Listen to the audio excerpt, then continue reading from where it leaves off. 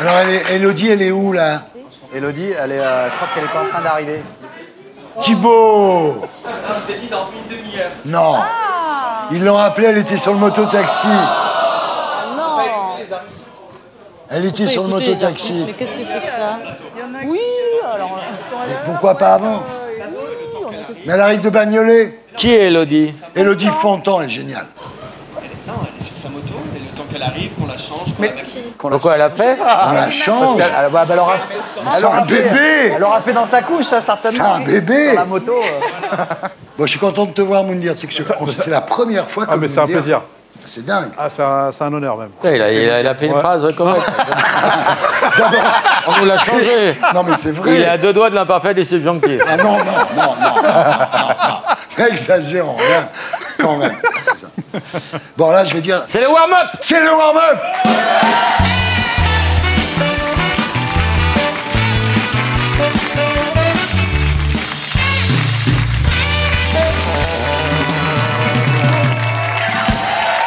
Alors, ça s'annonce bien, la sortie du film, là? Ouais, je crois que ça s'annonce Les très bien. projets se passent bien? Oui, les avant-premières, c'est top. Les gens sortent avec un grand sourire, très contents. Ah bon, tout va bien, alors. Donc c'est chouette, ouais. Hein?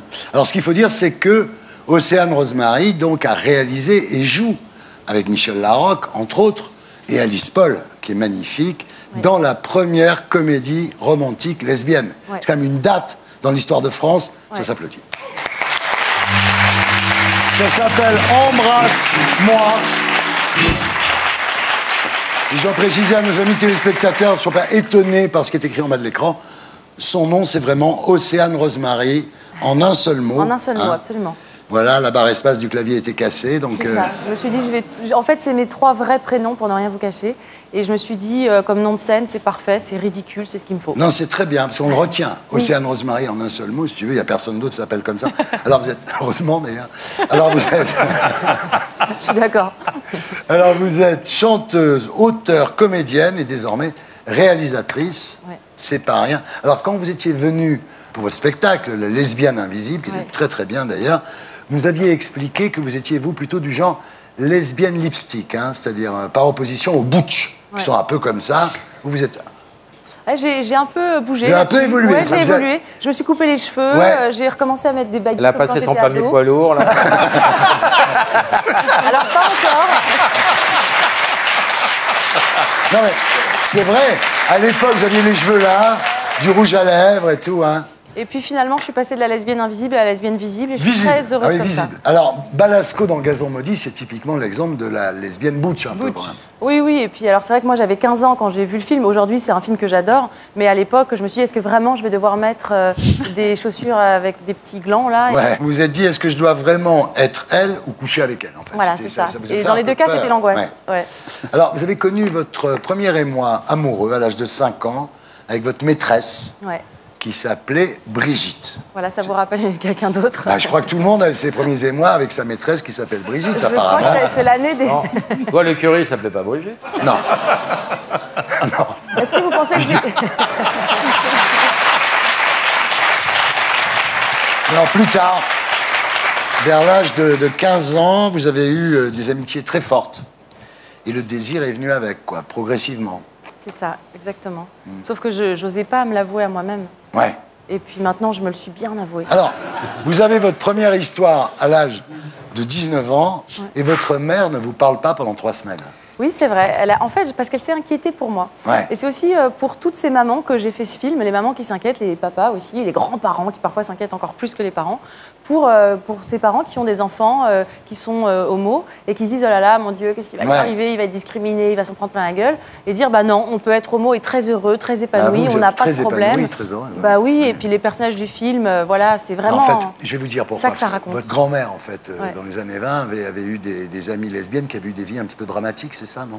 En effet, elle avait pas mal de copines lesbiennes, je ne sais pas pourquoi, c'était un hasard, parce qu'elle aimait les gens un peu rebelles, je pense. Et c'est vrai que, bon, elles étaient un peu dans un monde vraiment très à part. Fermé, très à part. Ouais. Et du coup, c'était un peu les modèles qu'avait eu ma mère, c'était les amis de sa mère à elle. C'est pour ça qu'elle était inquiète. Et donc, elle était inquiète. C'est vrai que le mot lesbienne est encore assez tabou, vous dites. Dans l'imaginaire, c'est toujours un petit peu graveleux. D'ailleurs, dans les moteurs de recherche Internet, c'est toujours le top dans les requêtes porno. Oui, c'est ça. C'est-à-dire qu'il y a une confusion, je pense. Moi, j'avais envie de réhabiliter ce mot. C'est pour ça que dans La lesbienne invisible, j'avais mis le mot en avant. Parce que c'est pas un mot sale ou vulgaire, c'est juste une orientation sexuelle. Donc, il faut, à mon avis, désexualiser ce mot. Ah merde. Bah, désolée. Parce que c'est vrai que souvent, il y a un imaginaire, en fait, qui est plutôt deux nanas qui sont ensemble pour exciter un mec, quoi. Ouais. Alors que quand on est lesbienne, on n'est pas là pour exciter un mec. On Non. est juste Mais sur amoureuse de Internet, filles, oui. quoi.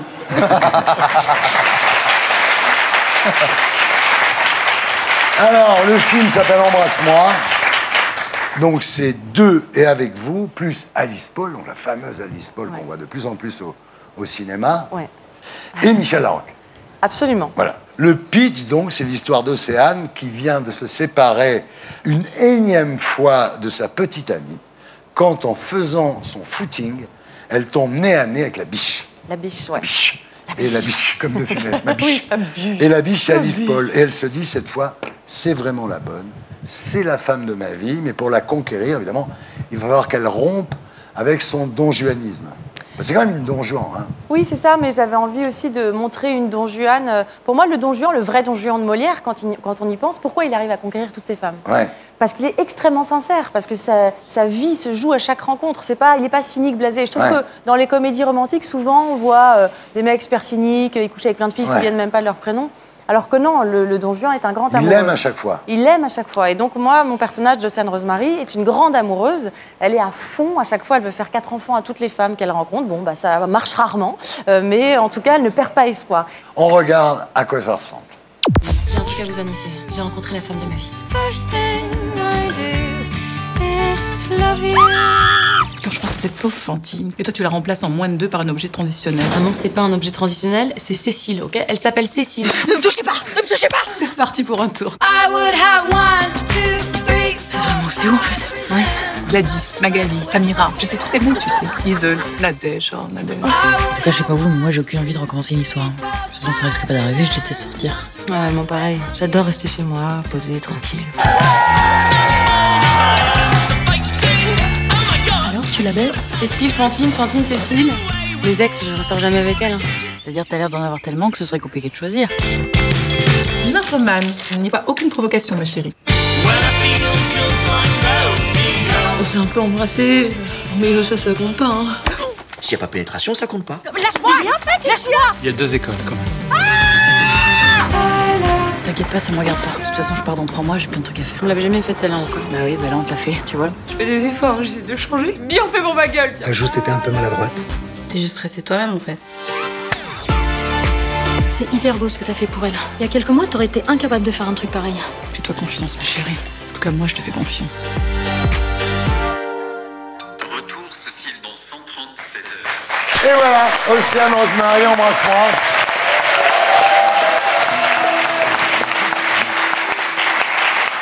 Alors Michel, vous avez été la première à accepter de participer à cette aventure.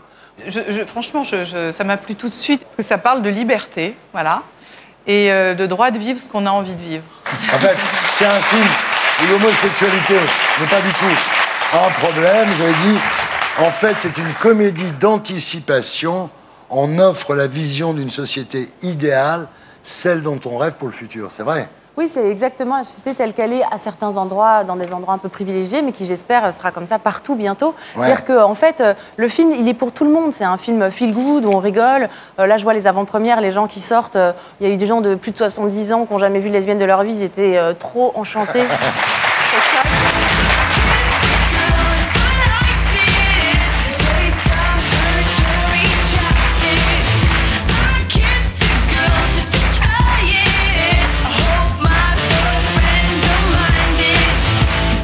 Et maintenant, voici Tom Villa, mon CDD.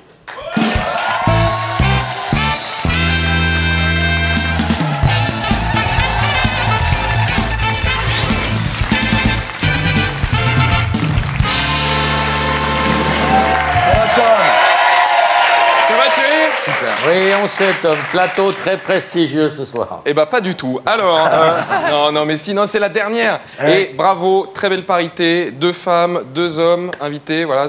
Si Moundir se lâche les cheveux, ça fait 3 femmes et un homme. Plus seulement notre premier invité. Il est beau gosse, intelligent et en plus il est sympa. C'est Moundir, mesdames et messieurs.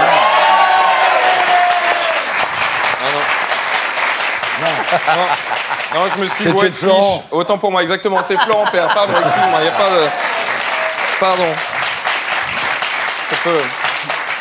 Ah non, j'ai rien du tout contre Moundir, c'est juste qu'en fait, il y a quelques semaines, on a enregistré Fort Boyard, et à un moment, avec l'équipe, on devait affronter Moundir dans des épreuves. Le gardien de la case. Exactement, et moi, j'ai fait une sorte de tir à la corde contre Moundir. Donc, est-ce que j'ai besoin de vous révéler l'issue de l'épreuve? Je ne pense pas.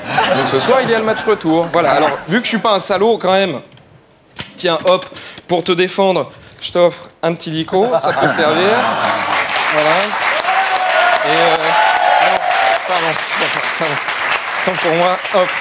Ça sera plus rapide. C'est pour les enfants. Puisque c'est comme ça, je vais faire comme Robert Ménard. Oh non, je vais me casser non, aussi. Oh non, Robert Non, bon, je reviens. Robert Voilà. C'est fou ce qu'il y a dans ce tiroir. C'est fou ce Est-ce qu'il y a toujours le crâne de Pascal Sevran? Non, non, il y a votre porte-clés, a priori. Je crois qu'il y a... Oh, regarde là.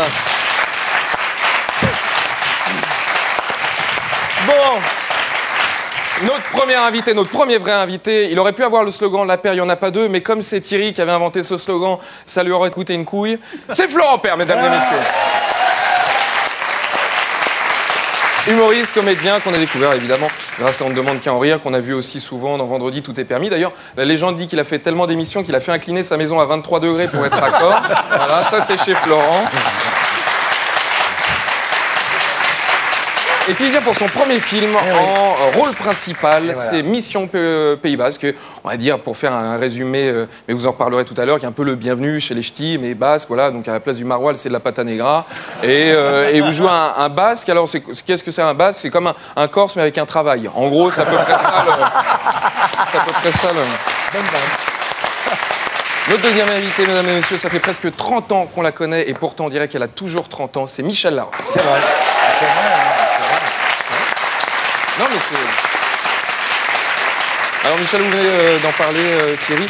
Vous venez pour Embrasse-moi d'Océane Rosemary. Donc, on va en reparler juste dans quelques instants. Et vous venez de finir aussi le tournage de Brillantissime, qui est un film réalisé grâce à une campagne de financement participatif. Donc, c'est les internautes qui donnaient de l'argent pour que le film se fasse. Ça, c'est génial. Si tous les films étaient fabriqués comme ça, il n'y aurait jamais eu Taxi 4. Mais... non. Mais... Non mais c'est malin parce que du coup ceux qui ont participé à la campagne de financement, ils ont pu faire de la figuration dans le film. Alors ça c'est malin. Bon le problème c'est voilà, vous êtes en train de niquer le business parce que maintenant s'il faut payer pour jouer dans un film, ça va être une galère. Mais non mais et figurant en plus c'est un sale boulot. Tu restes 3 heures à attendre sans rien faire, on te parle mal, on ne te calcule pas. C'est un peu comme des députés écolos à l'Assemblée. En gros c'est à peu près la même chose. Ouais, c'est vrai. Notre invitée suivante, elle n'a pas, comme Frédéric François ou François Véléry, 2, mais elle a 3 prénoms. C'est Océane Rosemary, mesdames et messieurs.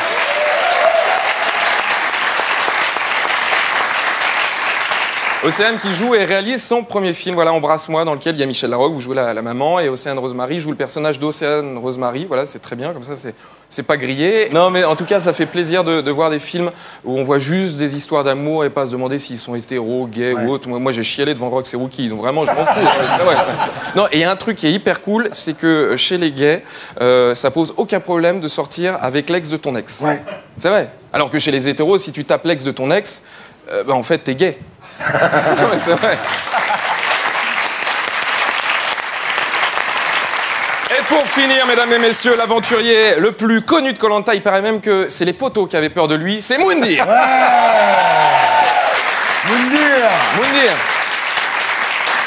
Moundir, devenu star grâce à Koh-Lanta. Koh-Lanta, vous savez, c'est cette émission mythique qui réunit un peu la vie de migrants et intervilles. Et non, mais c'est... Moi, je me souviens, quand Moundir, il mettait des coups de pression à Koh-Lanta et tout, c'était un peu... Jean-Luc Mélenchon à côté, c'est le Dalai Lama. Vraiment, non, mais c'est vrai, c'est fou. Et depuis, Moundir, il a eu plein d'émissions avec son nom. Il y en a eu 3 exactement. Il y a la première, c'est Moundir, l'aventurier de l'amour. Voilà, ça donne ça. Il y a le mariage de Moundir aussi qui a eu lieu. Voilà. Et il y a Moundir et les apprentis aventuriers. Ça, c'est en ce moment. Moi, j'attends la suite. Moundir change de meuf. Vraiment, je l'attends avec impatience. Voilà, merci, c'était celui-là, mon CDD, qu'on retrouve sur c8.fr et à la rentrée avec nous, bien sûr. J'accueille maintenant Gisèle Soares et ses copines.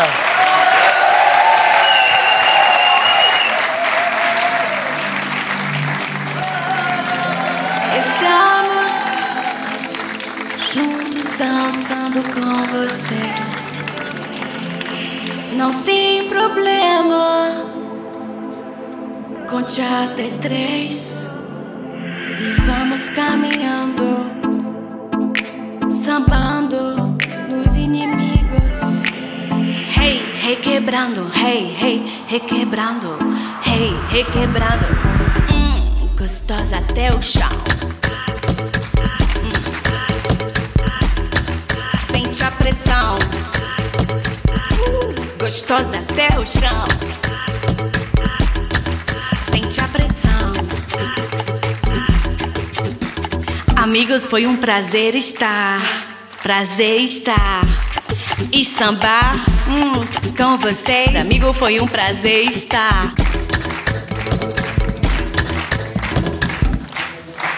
Ouais! Ça s'appelle Até au Ciao. Ça veut dire on descend jusqu'en bas. Alors,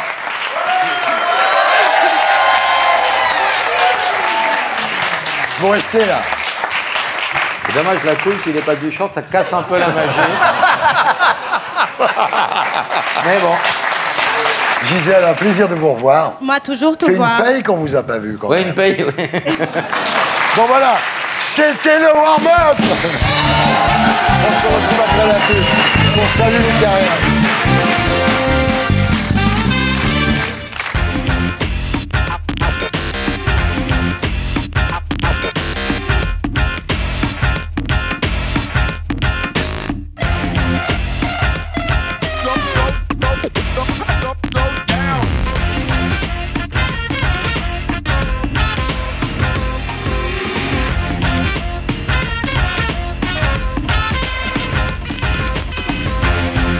Ground control to Major Tom. Salut les Terriens. Salut les Terriens, bienvenue dans votre talk du samedi soir. Très heureux de vous retrouver sur C8. Vous savez désormais, pour Ardisson et Baffy, il faut taper. Très bien, ça va. Première Terrienne, invitée ce soir. Elle se dit qu'elle a eu chaud et qu'avec toutes leurs conneries, elle aurait pu se retrouver 5 ans enfermée à l'Élysée. Michel Larocque. Autre Terrienne invitée ce soir. Ça fait longtemps qu'elle n'attend plus le prince charmant, et pour cause, elle, c'est la princesse qu'elle trouve charmante, Océane Rosemary. Autre Terrien invité ce soir, Élodie Fontan et Florent Père. Alors, qui est Élodie, qui est Florent? Florent. C'est Élodie. Élodie et toi, Florent, d'accord. Autre Terrien invité ce soir, c'est une légende. Il a repoussé les limites de la survie et de la grammaire française. Mounir. Autre Terrienne invitée ce soir, elle a changé notre regard sur les Gisèle. Gisèle Soares. Un Stausant. Ah, c'est bon. Obrigado. Oh. Soirée Brésil. En rentrant, je passe par le bois, si ça peut te rapprocher.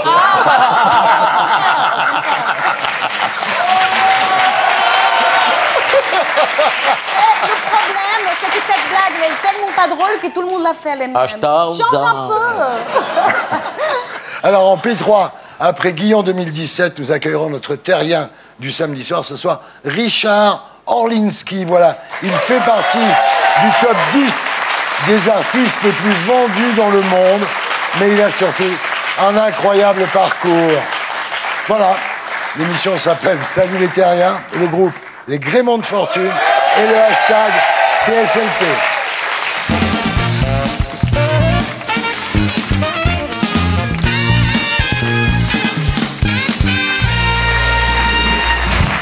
Et maintenant, on passe à notre T'es au top de la semaine.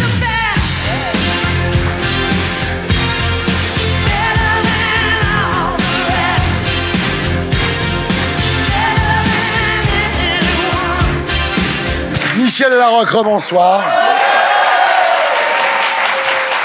Vous êtes superbe. Merci. Ah non, mais vraiment, après toutes ces années, vous ne bougez pas. Michel, toi et moi, on est si bien ensemble. Oh Michel.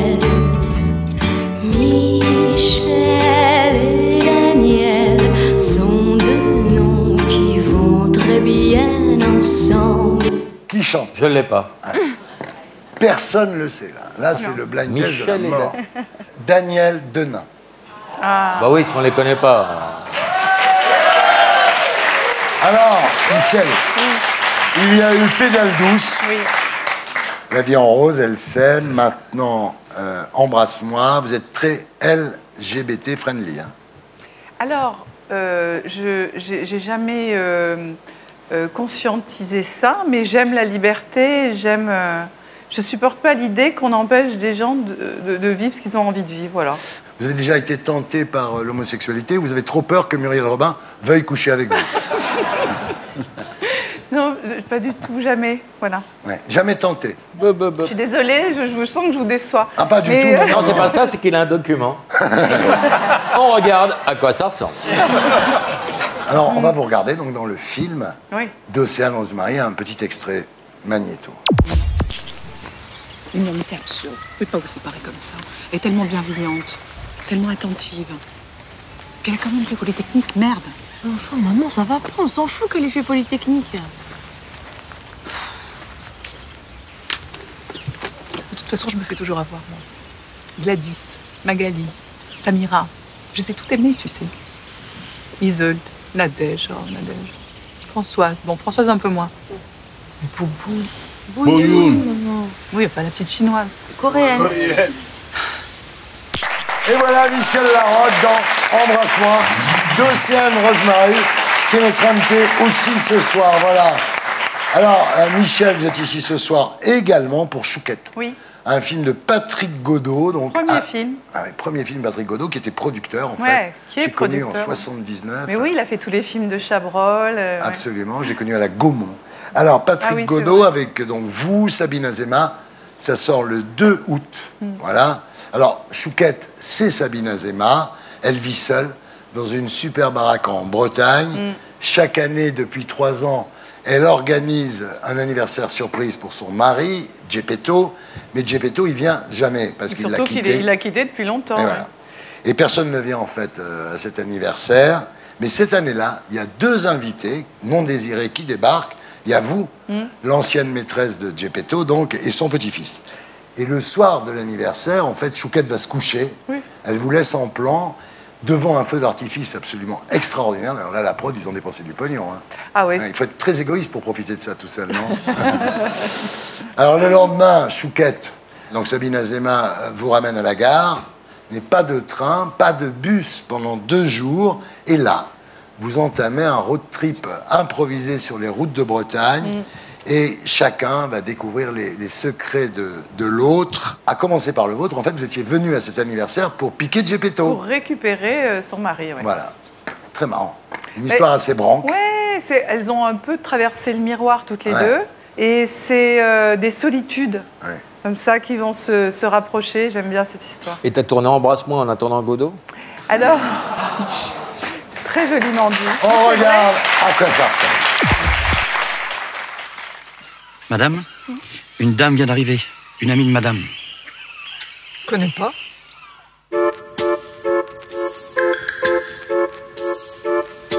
Mais qu'est-ce que tu fais là, Diane? Bah, tu m'as invitée, chérie. Bonjour, Chouquette. Qu'est-ce que tu fais là, Lucas? Jean-Pierre est là? Non. C'est une surprise. Incroyable, cette cabane. C'est pour l'anniversaire de Jean-Pierre. C'est son cadeau. Tu penses qu'il va venir, mais il viendra pas. Il viendra que quand tu seras partie ou quand tu seras morte. Mais on n'attend pas... Madame se couche. Je suis désolée pour maman. Tu peux nous déposer n'importe où. Pourquoi t'es venue, Diane? C'est vraiment la paille qui se fout de la poutre, hein. Tu vis sur une île avec un phoque? Une otarie. T'es pas sortie depuis 3 ans? Fuck, elle s'appelle Fuck. T'écluses la vodka dans les toilettes, mais tout va bien, hein. Pourquoi tu l'as invitée si tu l'aimes pas? Elle fait la tête, ta grand-mère? Chouquette? Non. Elle est toujours comme ça.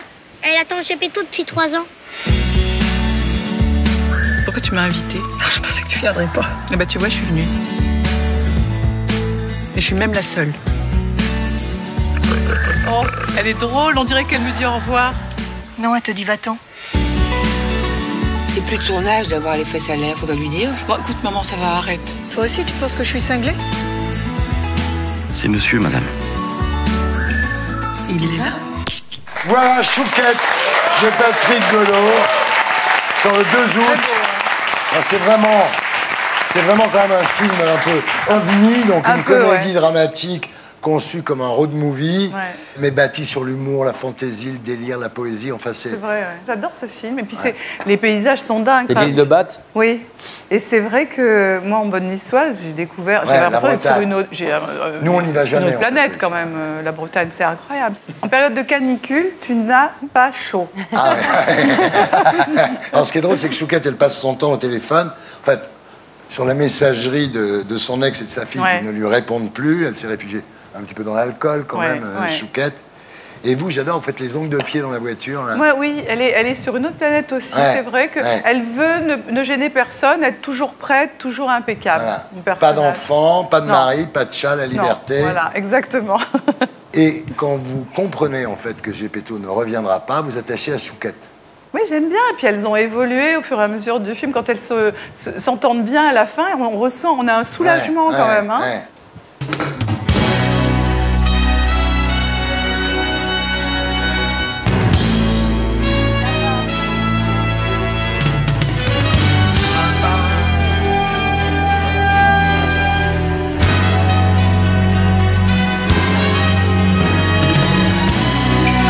Et voilà, cinéma du dimanche soir, vous vous souvenez de ça, j'espère. Oh. Alors ça va, Michel? Oui, très bien. Bon, pas parce qu'on en a, mais... Ça l'angoisse, cette question. Oui. Non, parce que... Ça va, Michel? Bien. Non, mais on se voit moins depuis que vous êtes avec François. Oh non, je vais vous montrer comment c'était avant.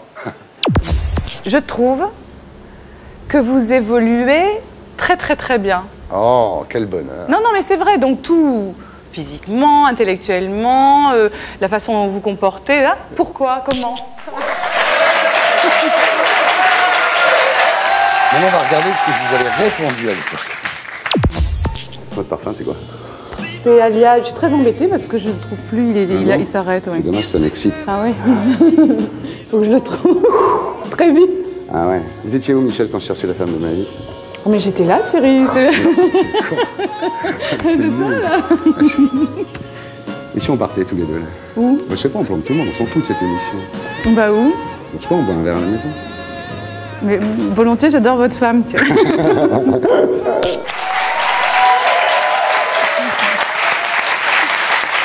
Oui. Bon. Voilà. Et François, ça va? Très bien. Alors, c'est marrant quand même, il a perdu les primaires avec Sarko, la présidentielle avec Fillon, les législatives avec lui-même. Il n'y a que vous qui l'a pas perdu, en fait. Il a beaucoup de chance. Hein. Vous êtes beaux tous les deux, regardez. Ah, c'est un couple discret, à l'assaut de la présidence. C'était l'époque... Élisez-moi. Élisez-moi. Et maintenant, malheureusement, c'est l'époque. Emmanuel comme un soleil. Emmanuel, toujours plus belle. Emmanuel, devant mes yeux, la vraie. Je comprends pas, non mais sérieusement, qu'il ne se soit pas servi de ses pouvoirs magiques pour vous débarrasser de Macron. Ça, je ne comprends pas. Franchement. Bon. En tout cas, vous l'avez changé. Il est beaucoup mieux depuis qu'il est avec vous. Beaucoup plus serein. Il a plus l'air d'avoir 18 ans, il a l'air d'en avoir 30 maintenant. Non, la dernière, mais c'est vrai, vous avez déclaré dans Libération, je ne l'ai pas inventé, vous avez déclaré que François Barin était drôle. Si vous aviez dit qu'il vendait du shit, je vous aurais cru.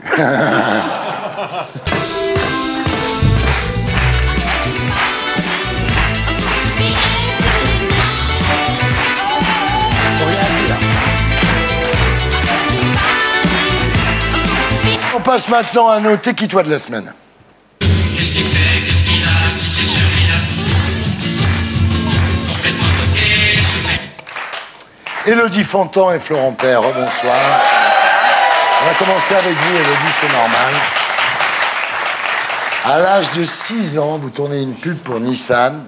Oh la vache, Vous ouais. avez commencé jeune, hein? Ouais. Ensuite, il y aura Quick, Alza, Disney. Ouais.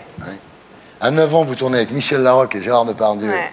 Ah oui, c'est vrai. Dans le plus beau métier du monde. Elle l'a pas reconnu. Mais si, c'est parce qu'on en a parlé. On en a déjà parlé. Alors, c'était comment? Elle était comment, la petite? Oh, elle était si mignonne. Bah, 9 ans. Je sais pas. En fait, vous êtes... Non, j'avais 3 scènes. Vous étiez la fille de Depardieu et de Larocque dans ce film. À 9 ans. J'ai été gâtée, ouais. Élodie, votre rêve fou, c'était de devenir donc actrice. Vous étiez au collège, dans le Val d'Oise, avec un garçon qui s'appelle Kevin Gamero, qui est devenu le complice de Griezmann à l'Atlético, évidemment, et en équipe de France. Et vous lui disiez, je veux être comédienne. Et lui vous disait, ouais, moi c'est ça, moi je vais être footballeur. C'est tout petit tous les deux. Mais c'était drôle parce que d'ailleurs, il m'a renvoyé un message après. On s'est totalement perdu de vue. Et il m'a envoyé un message après la sortie de Qu'est-ce qu'on a fait au bon Dieu pour me féliciter. Il m'a dit bravo et tout, j'ai vu le film, ça cartonne, génial. Je savais pas du tout où il en était, donc j'ai dit bah merci, c'est très gentil. Et toi, ça va? Il m'a fait oui, ça va. Et je savais pas qu'il jouait au PSG. Donc, effectivement, il allait bien. C'est bien. Kevin Gamero. C'est une émission où personne ne reconnaît personne. Une émission sur Alzheimer, c'est formidable. Hein. Ça va cartonner, mais les gens vont pas s'en souvenir. Ensuite, il y aura donc la suite des musclés qui s'appelait La Croisière Folle Amour. C'est tout. Putain. Oui, c'est ça. Vous avez réussi à faire disparaître toutes les cassettes de la série ou il en reste? Oui, j'ai réussi à tout faire disparaître. Ça sert à rien de chercher, j'ai tout fait disparaître. Évidemment. C'est un bon souvenir quand même. Ouais, non, c'était génial. J'ai fait ça pendant 1 an et ça m'a beaucoup appris. Je suis arrivée très timide, j'étais très impressionnée. Les musclés, vous vous souvenez les musclés? Mais oui, je vois bien ce que c'est. Il y en a 2 qui sont morts, comme les Beatles. J'adore la comparaison. Après, vous faites Navarro, Femme de loi, RIS, Boulevard du Palais, Joséphine Ange Gardien, enfin. Ouais. Vous avez tourné beaucoup de séries, mais c'est dans Clem qu'on vous a remarqué. C'était le début, là. Ouais, c'était il y a 8 ans. On pensait faire juste un unitaire et c'est vrai qu'elle a très bien fonctionné. Très bien marché, Et du coup, ils en ont fait une série derrière qu'on fait depuis 8 ans. Vous êtes toujours dedans, là? Ouais. On refait une nouvelle saison en ce moment. Donc, Et là, le destin, mesdames, messieurs.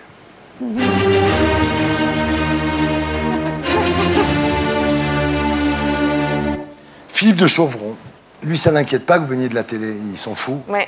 Il vous fait tourner dans un long métrage. J'étais hyper étonnée, ouais. Bah, j'y suis allée hyper détendue au casting en me disant, de toute façon, je fais de la télé, je suis cataloguée TF1, donc je l'aurai jamais, donc autant y aller très détendue. Et donc belle surprise. Belle surprise, hein. Qu'est-ce qu'on a fait au bon Dieu? 12 millions d'entrées. On ne peut pas s'y attendre sur de tels chiffres, je pense que c'est une surprise. C'est pas possible. Ensuite, alors, elle fait que des scores. Ensuite, il y a eu Babysitting 2, 3 millions d'entrées. Ouais, c'est ça. Ensuite, il y a eu Alibi.com, 3,5 millions d'entrées. Est-ce que vous savez, Élodie, que vous avez fait 18 millions d'entrées en 3 films?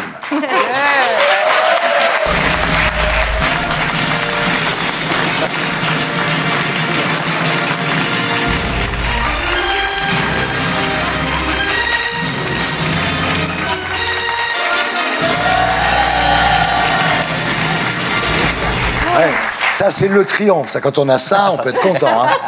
Peu de gens l'ont. Hein. Moi, je l'ai très souvent, mais quand je suis chez moi, le soir, bon, alors, et ça peut que continuer, parce qu'en fait, vous êtes en couple avec Philippe Lachaud, qui est un génie, qui a réalisé Babysitting et Alibi. Vous savez où il est, là? Non, parce que... Non, pas du tout. Et ben voilà. Méfiez-vous. Ce gars-là peut vous dire, je suis avec ma mère, c'est un alibi. Non, mais moi, je me méfierais de lui. Alors, je serais le mec qui a eu l'idée d'alibi, j'aurais pas confiance. C'est vrai. Non. C'est vrai. Est-ce que vous avez confiance en lui? Oui, totalement. Eh bien, regardez ça.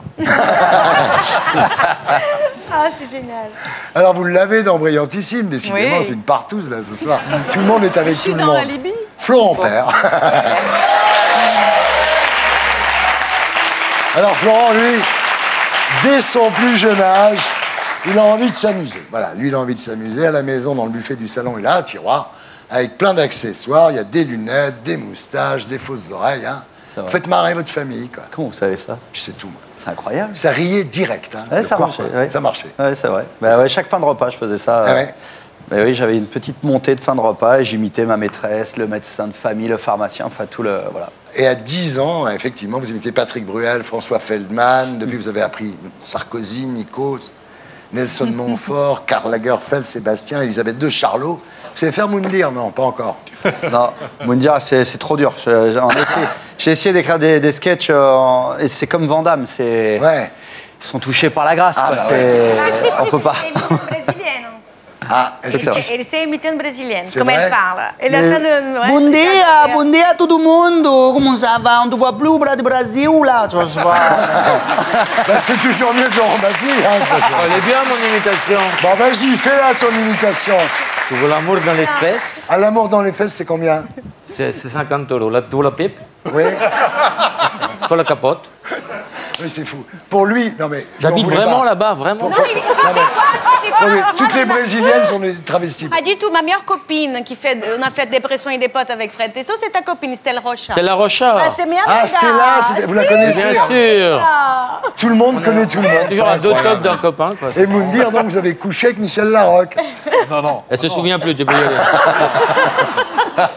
Non. C'est vrai que j'étais fou amoureux de Michel Larocque, moi. Ah, mais tout le monde est amoureux de Michel Larocque. Et je me suis... T'as vu comment je dansais avec elle? Non, mais avec tout le respect que j'ai pour Michel. Mais je me souviens, je sais que vous aimez beaucoup le jazz. La musique. Ah, elle se rappelle pas, elle se rappelle pas. La guitare. Le jazz, la musique. Oui. Non, c'est ça. Dans le doute, dis oui, Michel. Oui, non, mais pourquoi Non, parce que je vous aimais tellement, je me suis dit, bah tiens, je vais prendre des cours de jazz pour l'approcher. Quand j'ai... Ça me touche. Et quand j'ai vu le prix des cours de jazz, j'ai dit, bon, bah, je vais aller sur quand YouTube. même, c'était pas jusque-là. Et finalement, non. Mais tu vois, ce soir, grâce à moi, tu l'as encore. On dit pas merci Thierry. Merci Thierry. Alors, je continue. Parce que, évidemment, c'est comme le dentisme va m'arrêter de soigner quelqu'un, donc je reviens vers vous. Alors, enfant, quand vous étiez petit, votre grand jeu, c'était de choisir un personnage et de l'incarner pendant toute une semaine. Par exemple, Belmondo, MacGyver. C'est-à-dire, quand vous alliez au bac à sable, vous disiez comment il ferait Belmondo pour prendre le sable. Mais oui, mais c'est fou ça. Mais qui vous a raconté ça? Ta mère. C'est ça, la traîtresse. Non, mais c'est vrai, je me faisais des journées ou des semaines Belmondo ou des semaines MacGyver. T'es un vrai acteur. Bah ouais, il faut croire. Alors à l'époque, vous regardez La Classe, où il y a Michel Larocque, évidemment. Donc, c'est la partie. Et j'étais fou amoureux de Michel Larocque. Et comme je sais que vous aimiez le jazz, alors j'ai pris des cours. Pierre.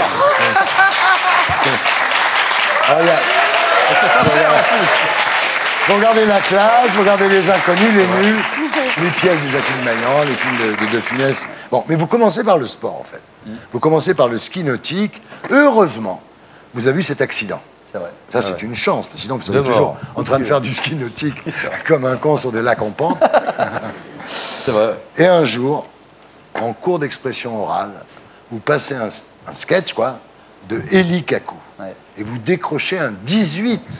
Et la prof vous dit, tu devrais creuser un peu là-dedans, Florent. T'as quelque chose. C'est une prof de psycho en plus, donc. Ouais. Et je l'ai écouté. Et voilà. Et ça s'appelle Le Destin.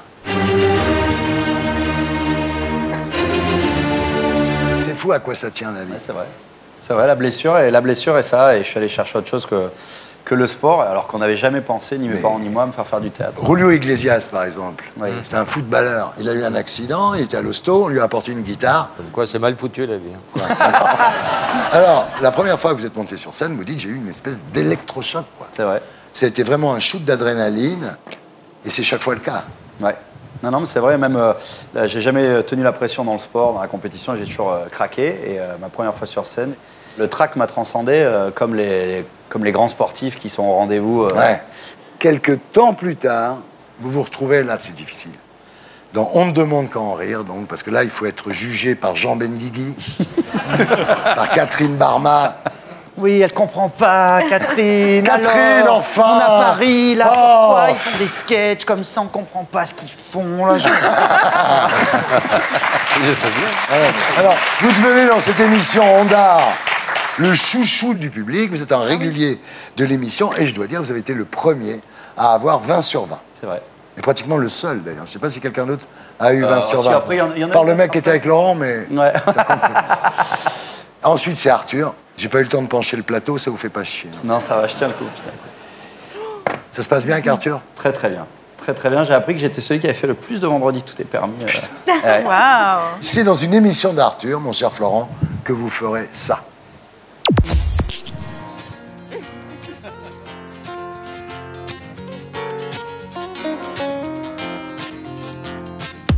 C'est une façon de voir la vie, avec des seins et un zizi, masculin par hasard. Je fais de la danse et du rugby, je reste debout pour faire pipi, mon chemin, mon histoire. Nuit diva, mi ténor, mi nana, mi bachelor. Cette femme est trop beau. Ma passion, c'est les fleurs et les marteaux piqueurs. Un homme pour de faux. Travelot, une femme avec un cadeau. Travelot, y a de cerises sur le gâteau. Ouais. En plus, vous ressemblez vraiment à Conchita Wurst. C'est extraordinaire. J'adore ça. Merci. Je crois que ça va aider parce que vous savez que votre spectacle est diffusé ce soir après cette émission. C'est vrai. Donc restez branchés parce que ça, vous voyez quand même, hein, le mec. Il n'y a qu'un truc que je comprends pas avec vous. Un truc. Vous êtes le seul mec beau gosse et musclé qui a eu besoin d'être drôle pour exister. En général, c'est des moches. Parce que je ramais avec les filles. Vous ramiez avec les filles, vous? Oui, oui, bien sûr. Pourquoi avec la tête que vous avez? Oui, je ne sais pas. Beau gosse! Je suis un beau gosse. Je suis un beau gosse. Je suis un beau gosse. Beau gosse. Alors, Élodie et Florent, vous êtes ici ce soir, tous les deux, pour un film intitulé Mission Pays Basque. Voilà. Ouais. Alors, c'est un film de Ludovic Bernard. Alors, Ludovic Bernard, c'est le mec qui a fait l'Ascension, qui est assez marrant avec Ahmed Silla, donc. Et votre film, à vous, il sort le 12 juillet. Divergent le 12 juillet.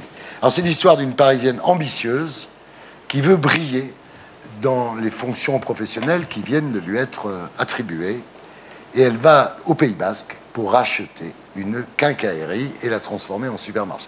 Quand tu vois la quincaillerie, elle est super belle, la quincaillerie. Oh, quand tu penses que ça va devenir un supermarché, déjà, c'est très triste. Ouais. Elle croit avoir roulé le vieux propriétaire, qui est joué par Daniel Prévost, qui est excellent. Ouais. Et malheureusement, il est sous curatelle. Et oui, pas de bol. Et c'est son neveu, Ramoun. Voilà, Ramoun. Ramoun, qui est un indépendantiste juste sorti de prison. On regarde à quoi ça ressemble. Voilà 50 000 euros. Pour vous.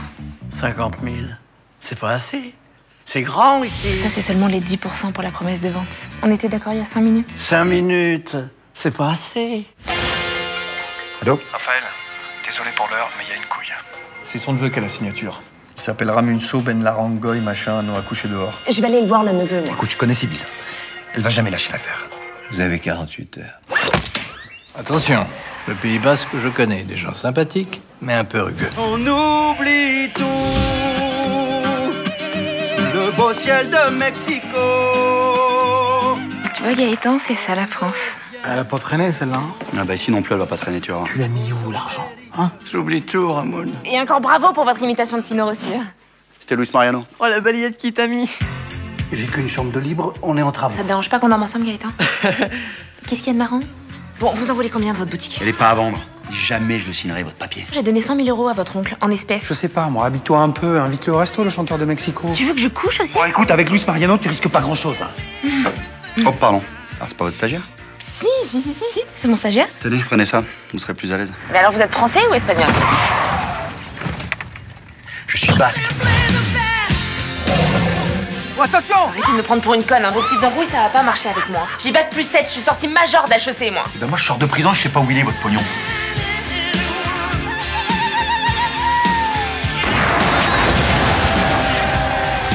Pas mal pour une bourgeoise. Ah, ça y est, c'est une vraie basque. Mission Pays Basque. Ah, vous tirez au bazooka, à la maîtresse, c'est bien. Génial. Ça vous a plu de faire ça? Ouais. Je suis un peu casse-cou, donc ouais, j'avais hâte de faire ce genre de scène. Allez, allez, les bleus et blancs de l'aviron bâillonnés. C'est la peña, Bayona. C'est la chanson pour Vicente Lizarazu d'habitude.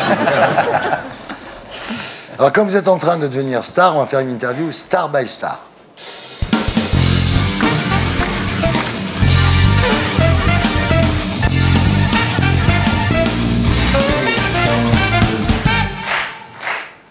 Ça va?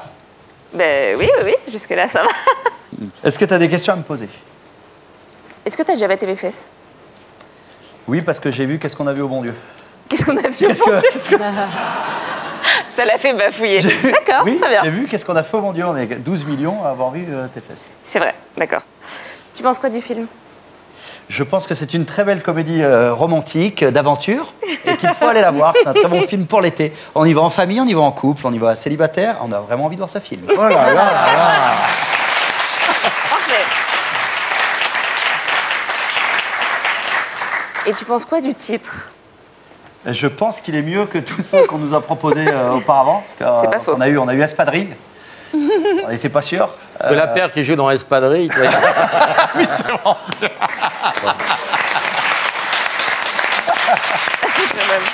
Je pense qu'on va faire combien d'entrées? Combien on va faire d'entrées? Je pense qu'on va faire moins que Bienvenue chez les Ch'tis. Mais je pense qu'on va faire plus que Les Clés de bagnole. Wow. Oh le salaud! Oh le vilain! Quelle humiliation! Alors, tu m'as trouvé comment sur le tournage? Eh ben, je t'ai trouvé parce qu'il y avait ton nom sur la loge. Pas mal.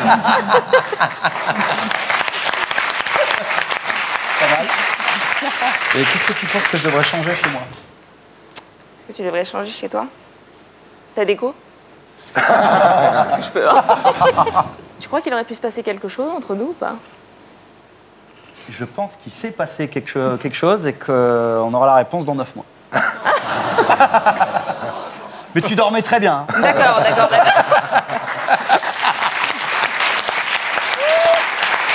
c'est une partouze, hein. Je me disais bien. Tu penses quoi des comiques en général? Je pense qu'ils sont tous beaucoup moins drôles que toi. Ouais. Ça c'est bien.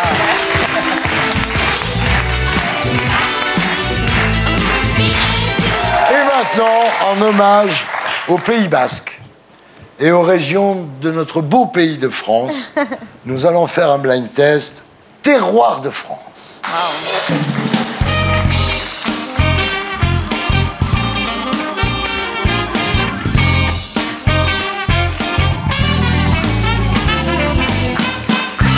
Laurence, vous pouvez laisser un peu jouer les autres? Je sais pas, fait un délai de 20 secondes, quoi, tu vois. Vous êtes bonne au blind test, vous? Non, je fais un peu une... Faut me dire l'interprète. Attention, musique! Je suis américain. Stark Chandel. Les pages blanches et noires sur lesquelles tombe la pluie. Des cerisiers blancs, mais du Normandie. Une mare avec des canards, des pommiers dans la prairie et le bon cidre. Et tu la connais. Attention, musique!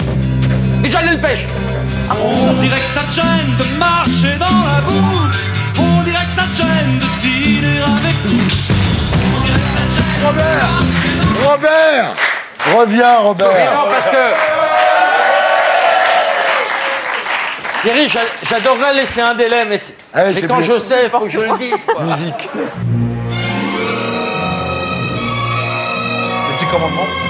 Dalida. Trouve-en un, Florent, trouve-en un. Aznavour. Quoi? Depuis quelques jours, je vis dans le silence. Oh, Annika, Bon, indice. Catherine Deneuve. Florent, indice. Madame Bouscouri. Je t'attendrai toute ma vie. Mais non, c'est les parapluies de Cherbourg, ça. C'est Nana Mouskouri, c'est la version de Nana Mouskouri. Ah, d'accord. C'est pas Christiane Legrand, si tu veux jouer avec moi. C'est Nana Mouskouri. Tu veux jouer avec moi? Oui, vous jouez avec moi. Tu joues avec lui? Tu veux jouer avec moi ou quoi?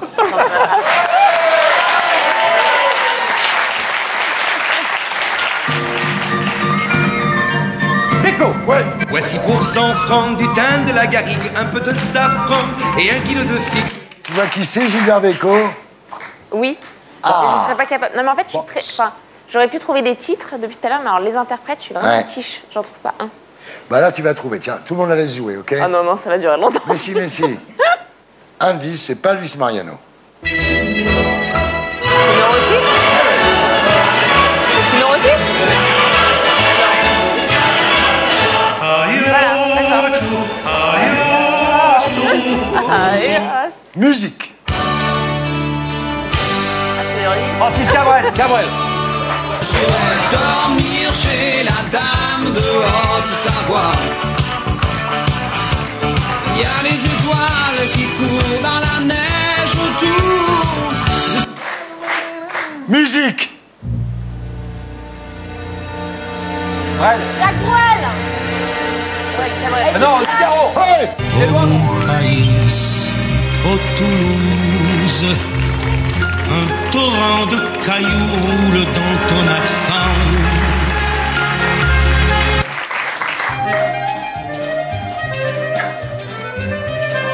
Yvette Turner. Le Marc, Francis Le Marc. Il m'entend.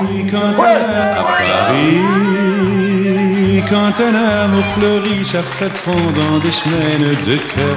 Tiens, mais bravo, hein. C'est pas mal. Il assure. Hein. Musique. Eddie Mitchell. Les chats sauvages. Les chats sauvages. À Saint-Tropez, oui, ça fait partie de l'ambiance de Saint-Tropez. Bon, alors on en est où là? Parce que ça va être la dernière là. Oh là là. Oh putain, si Florent répond à celle-là, ils seront ex aequo. Florent. Avec Laurent ou avec Moundir? Avec Laurent. Ah. Quoi? Fort Moundir. Ah ouais, non, Moundir, je suis désolé, tu vas pas me casser la gueule parce que t'es troisième. Pourquoi? Bon, attention, musique. Renaud. Zotti. Dinono. Trouve. Florent. Allez. Bachelet.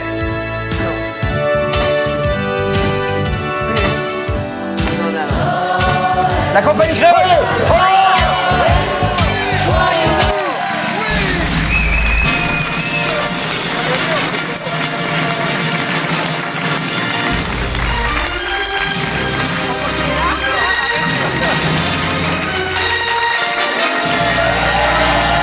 Voilà, c'était la P1 de SLT.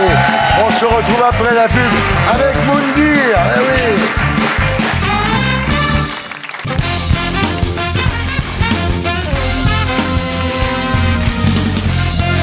Bonsoir les terriennes, bonsoir les terriens. Nous sommes de retour sur Terre, toujours en compagnie de Michel Larocque, d'Océane Rosemary, d'Élodie Fontan et de Florent Père, de Moundir, de Gisèle Soares et de Laurent Baffy. Et maintenant, on passe à l'interview des cultes de la semaine.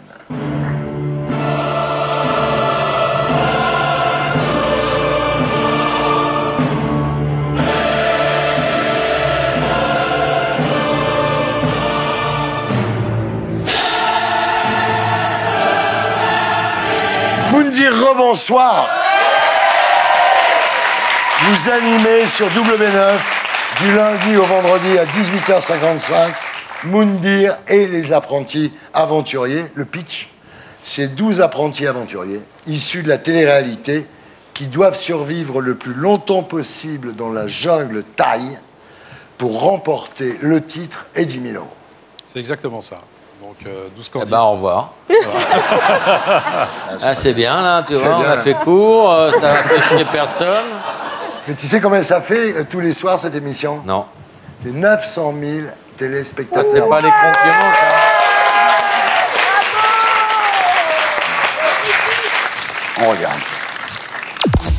12 candidats parfaitement inadaptés à la survie en milieu hostile s'apprêtent à relever le défi de leur vie. Les apprentis aventuriers, c'est nous!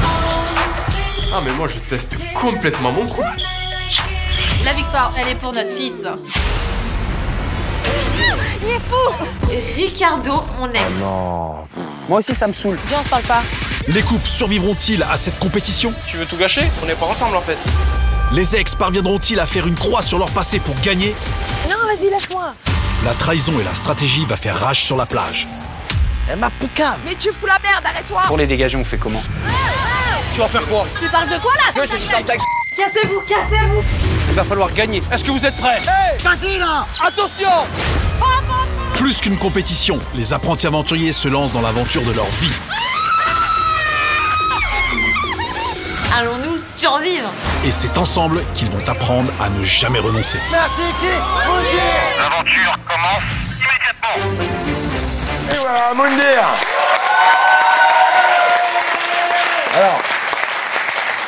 C'est quand même un peu un mix entre les ch'tis contre les Marseillais et Koh-Lanta. Pardon, c'est quoi le principe des ex?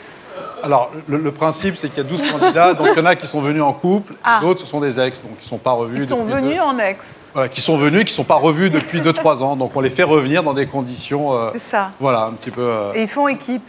Ils sont obligés d'être avec leur ex. Tu vois, c'est quand même une situation terrible. C'est horrible. Élodie, tu te rends compte? Ouais. Si ça t'arrivait? Ouais, non, c'est... Il y a eu du monde, hein. Ce serait pas c'est possible. l'armée rouge, là. Hein. Donc en fait, ce qu'il faut dire, Michel, pour bien comprendre le jeu, c'est qu'ils doivent gagner en fait des perles. Ouais. Quand il y a un problème, ils doivent agiter une cloche. Ça fait quand même pas mal de trucs à intégrer pour eux. Hein. Non, mais t'inquiète pas. Non, mais ce ne sont pas des candidats idiots comme on peut penser à la télé-réalité en général. Ce sont des personnalités, en tout cas, qui savent ce qu'ils font et ce sont vraiment des gens attachants. Ça déménage. Hein. Il paraît qu'il y a au moins 8 ferme ta gueule par heure. C'est vrai? Pas plus que Laurent Baffy, mais... Ouais.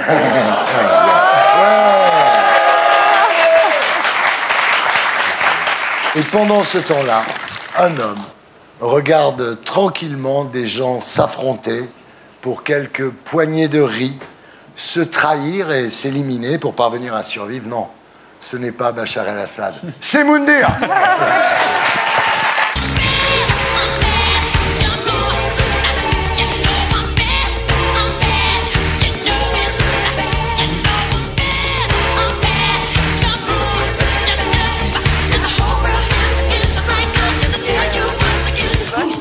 Va le faire chier, Moundir, t'as vu? Oula. Et il fait peur. Ah ouais, Moundir, c'est le Mike Horn halal. En fait, c'est le Henri Guénaud de la télé-réalité. Faut pas l'énerver, Moundir.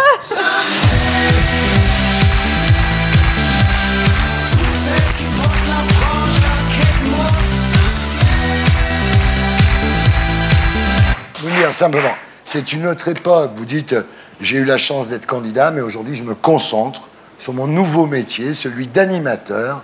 Vous dites, animateur, c'est un métier, candidat de télé-réalité, non, voilà. J'ai eu la chance, en tout cas, moi, il y a 15 ans en arrière, d'avoir fait...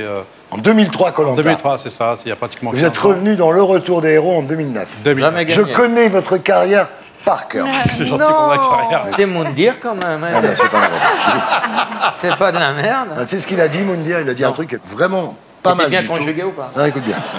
Le plus beau métier, c'est de ne pas être feignant.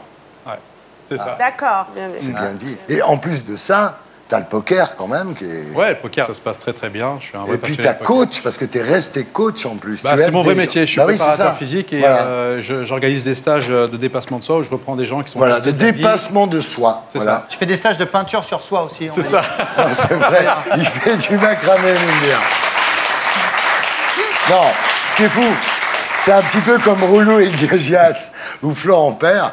Tout ça vient d'un accident, en fait. Parce que vous étiez, en fait, parti dans le basket, vous étiez en semi-pro. On t'a demandé une dictée. Non, un jour, vous avez eu un accident de moto. En allant à l'entraînement, je me fais renverser le moto et j'ai une fracture ouverte du tibia. Et j'ai eu 1 an de réadaptation. Et là, vous voyez Amel.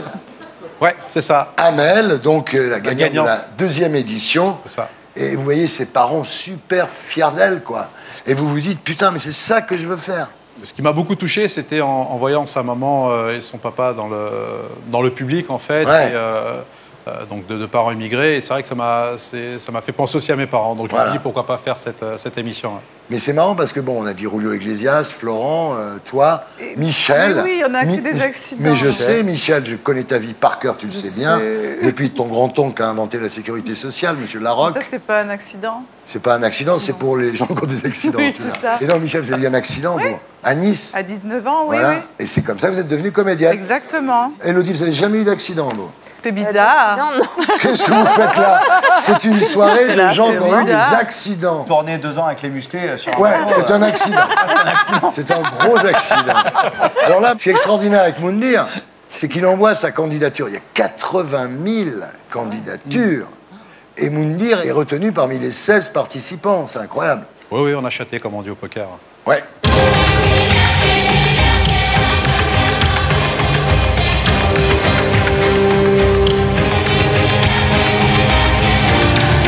Et là, Moundir, vous réalisez votre rêve de vivre comme Robinson Crusoe. Oui, c'est exactement ça. Alors, vous devenez à ce moment-là une épreuve de Koh-Lanta à vous tout seul.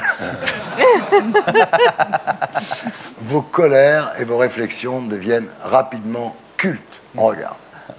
Pourquoi je suis corrompu? Putain! Éducation de merde! Aucun honneur! Aucune dignité, rien! Non, mais ça même pas de fierté, même pas d'orgueil, fini. Ça n'a pas d'importance. Putain, ça me vénère, ça. Fais ce qu'on peut. Ben, reste chez toi si tu fais ce que tu peux, alors. Viens pas là. Y a pas Toi, t'as menti, je vais te déchirer, t'as compris? Allez, allez. Fille ou pas fille, je vous déchire toutes les deux. Allez, allez. Juste pour le mensonge que t'as dit. Allez, allez, Moon. Jamais je vais pour l'argent, moi. Tu vas voir. Moon. Tu vas voir. Moi, pour gagner 100 000. Moi, pourriture. Ferme ta race, je te dis. Ferme ta race. Ferme ta race. Ferme ta race. Tiens ta femme. Pour être un aventurier, c'est comme le lait. Il faut pas être demi-écrémé, il faut être entier.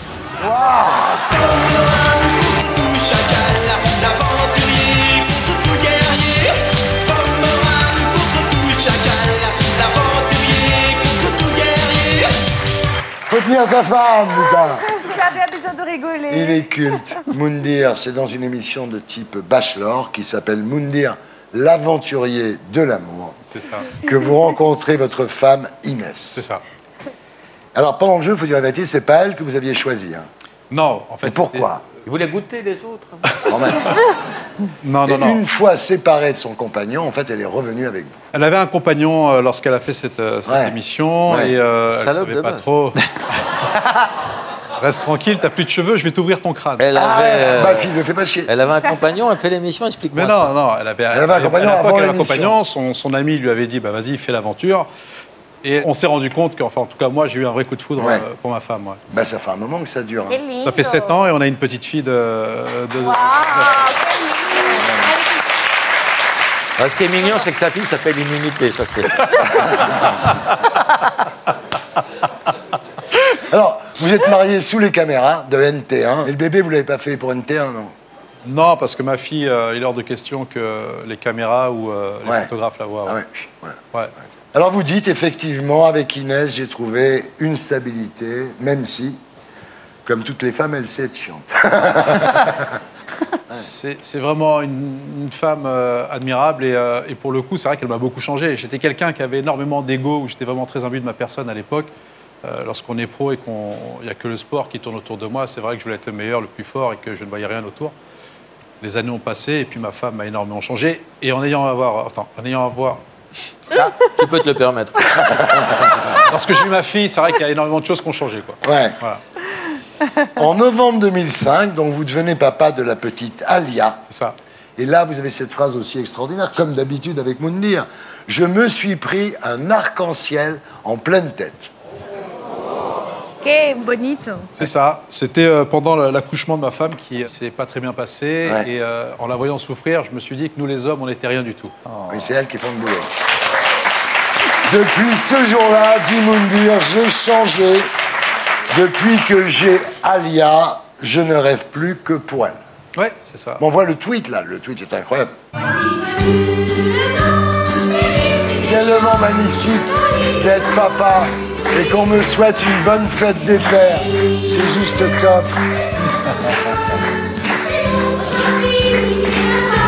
Ah, ils nous l'ont changé, Moundir. Pourquoi éducation de merde? Corrompu. Pourquoi faire des tweets cucu, merde? Alors, il y a une question quand même. C'est quand vous étiez enfant chez vous, quand vous étiez devant la télé avec la famille, chaque fois que JR a embrassé une fille dans Dallas, tout le monde se levait et partait de la pièce. Hein. On avait cette pudeur où quand les... C'est vrai que quand JR n'arrêtait pas de pécho tout le monde, c'est vrai qu'on baissait la tête, on se levait et on partait. Et comment vous vous organisiez pour regarder un porno alors?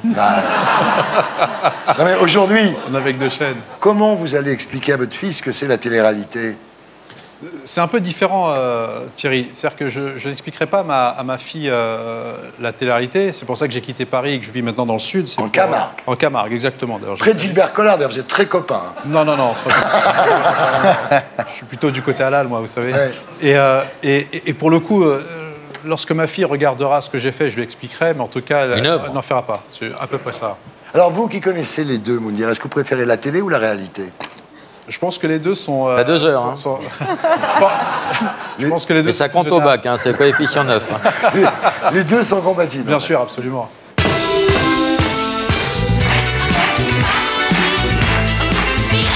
Et maintenant, on passe à la question sous serment.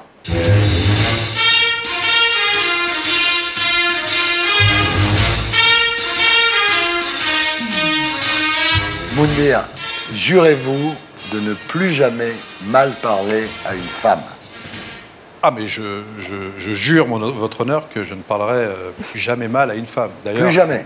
Non, mais je n'ai jamais mal parlé à une femme. Ça a été un concours de circonstances et aujourd'hui, je regrette.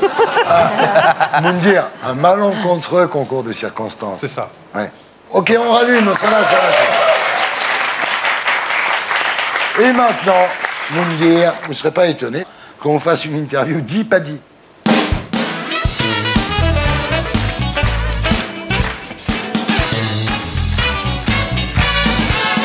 Alors tout le monde peut jouer, hein, parce que il suffit de savoir c'est Mounir ou quelqu'un d'autre. Je transpire du genou. Je n'ai... Oh putain, bravo. C'est vrai. Je transpire du genou. Je n'ai jamais transpiré du genou. Je ne sais pas ce qui se passe. C'est que des phrases cultes de Mounir. Motus et bouche cousue, je suis une tombe de prison. C'est vrai. C'est encore, encore mal. Il joue aussi, hein. Ah, il peut jouer, oui. J'espère que la roue tourne, va vite tourner. Ouais. C'est qui?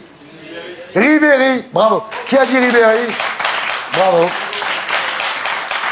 S'il y avait du pétrole qui sortait de ses yeux, on serait déjà milliardaire. Non. Si. Mounir. C'est vrai. Ah ouais. Je parlais d'une amie sur Koh-Lanta qui s'appelait Florence. Voilà. Je suis têtu comme une moule. Ça, c'est pas lui. Non, c'est pas lui. Ah non, c'est la télé-réalité. C'est Daniela dans Secret Story 3. Je suis assez ému, même si je ne le montre pas vis-à-vis de mes yeux. Mounir. Mounir. Physiquement, je suis luxueux. Non, j'en sors, mais quand même. Non, c'est Michael Vendetta, celle-là. J'ai bien compris l'objectif du jeu. Il n'en restera qu'un. Et je ferai tout pour faire perdre ce dernier. Ça, c'est Mounir, c'est sûr. C'est Mounir. Il y a une logique. Vous avez eu 3 prix dans les plus grands festivals. J'avais de la vie. Non, c'est pas vous. C'est qui? Alessandra Sublet. Ah merde. Alors, j'aimerais avoir sur cette scène Guy Lux, membre du CIO. Non, en fait, elle voulait parler de Guy Dru, c'est encore Alessandra Sublet. On est carrément à l'opposé. Elle était plutôt sucre. À ce moment-là, moi, j'étais plutôt poivre. C'est toi. Alessandra. Je suis calme. Aussi calme que peut l'être un moustique en Camargue. C'est bien la Camargue? C'est magnifique. Les oreilles ont des murs. En fait, c'est Zelko, ça, dans Secret Story 5. Et la dernière, Mounir sans Koh-Lanta, c'est Starsky sans Hutch. Ah ouais. Ouais, 2009. Ouais.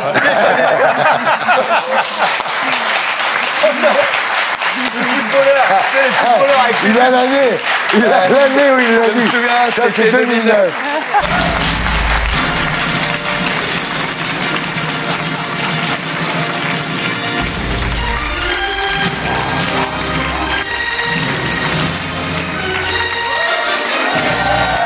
Et maintenant, le bilan. C'est beaucoup de choses ont changé. Qui aurait pu s'imaginer que le temps serait si vite écoulé. Mais le bilan, malheureusement, se mémore chaque instant. Michel Larocque, quel bilan faites-vous de cette émission jusqu'ici? Je suis très heureuse d'avoir soufflé à Florent, parce que grâce à, il a gagné. Merci, donc Michel. ça me fait plaisir. Et c'est une émission, on n'a pas parlé de la vie privée. Enfin, vous avez respecté tout comme toujours, donc je suis très touchée. Toujours, de ça. je ne sais même pas avec qui Non, vous êtes. exactement, moi, et ça me, voilà, je trouve ça bien. Bruno Le Maire, non? Et voilà. Élodie, quel bilan faites-vous de cette émission jusqu'à maintenant? Eh ben, c'était ma première émission. Je suis très contente. J'ai découvert que Florent avait déjà maté mes fesses. J'ai été une quiche au blind test. Mais j'ai revu toutes les expressions de Moundir et ça m'a fait bien plaisir. C'était très chouette. Océane, quel bilan faites-vous de cette émission jusqu'à maintenant? Je constate que c'est une excellente émission puisqu'il y a des gens très différents qui y sont rassemblés. C'est pas toujours le cas. Par exemple, moi, alors vous allez me huer, je ne connaissais pas Moundir parce que je ne regarde pas la télé. Et je me rends compte que tu es un mythe vivant, un dieu, et je te découvre avec bonheur, admiration et passion. Donc merci Thierry, merci Faut Thierry. respecter sa différence. Elle ne connaît pas Moundir. Gisèle, quel bilan faites-vous de cette émission? Moi, ce que j'aime en France, c'est cette diversité. J'adore le partage que vous nous donnez. Tant mieux. J'adore pouvoir être moi-même en France. Et j'adore cette émission pour ça, parce qu'Ardisson, elle est quelqu'un de légal, cool. De légal. Moundir, Côté légal. Est-ce que tu fumes illégal? quel est le bilan vous faites de cette émission, Moundir? Le bilan, c'est un magnifique baptême pour moi. Bon. Je ne connaissais pas ma chère amie. Et... Vous la connaissez toujours pas? J'ai oublié mon prénom. Il était trop long, mais c'est vrai. Attends, c'est vrai que j'avais Océane Rosemary, c'est super. Et puis revoir Florent Père, apprendre en grammaire justement avec notre chère Bafi de la Bite. Franchement, c'est très très bien. Florent, quel bilan tirez-vous de cette émission? Un excellent bilan. J'avais quelques doutes sur mon niveau grammaire, syntaxe, et je me rends compte que je suis pas si mauvais. Merci Moundir. Merci Thierry. C'était le bilan.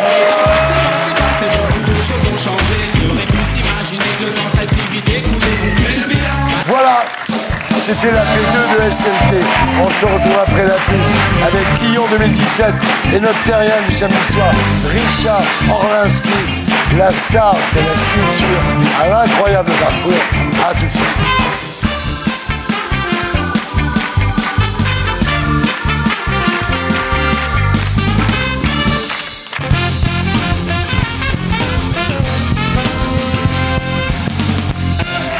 Bonsoir les terriens, bonsoir les terriens. Nous sommes de retour sur Terre, toujours en compagnie de Michel Larocque, d'Océane Rosemary, d'Élodie Fontan, de Florent Père, de Moundir, de Gisèle Soares et de Laurent Baffy.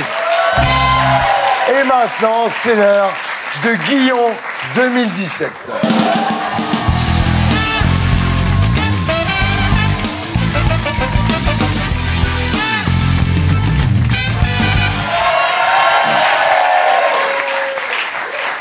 Ça y est, c'est fini, c'est la dernière chronique de la saison. Et pour résumer tout ce que nous avons vécu depuis septembre, je me suis dit que c'était certainement nos invités qui en parleraient le mieux.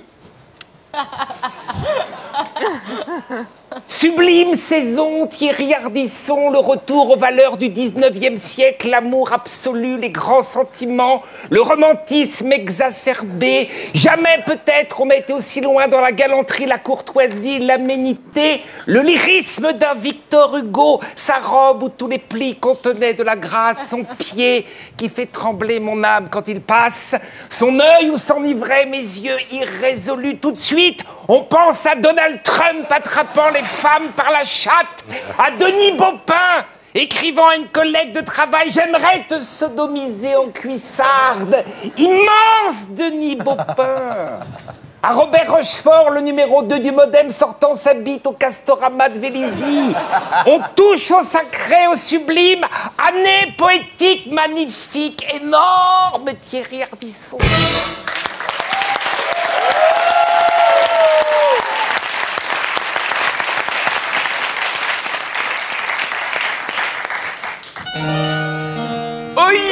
Oyez, gentes dames et damoiseaux, comment résumer en quelques mots une saison absolument magnifique, véritable conte de fées, où la France s'est débarrassée de tous ses oripeaux. C'est au terme d'une lutte acharnée que le prince Emmanuel a oxy, réduit en cendres notre vieille classe politique, sus au Thénardier de Levallois, au croque-mort de la Sarthe, au nain mafieux et à la momie bordelaise. Place au charme et au talent. Bienvenue dans une ère nouvelle, une parenthèse enchantée, un quinquennat des Lumières. C'est par passion et par conviction, sans jamais rien demander en retour, hormis une nouvelle émission sur France 2, que j'ai fait allégeance à notre prince bien-aimé, notre Napoléon jupitérien. Vive le roi, vive la reine Brigitte, et à très bientôt pour de nouvelles aventures.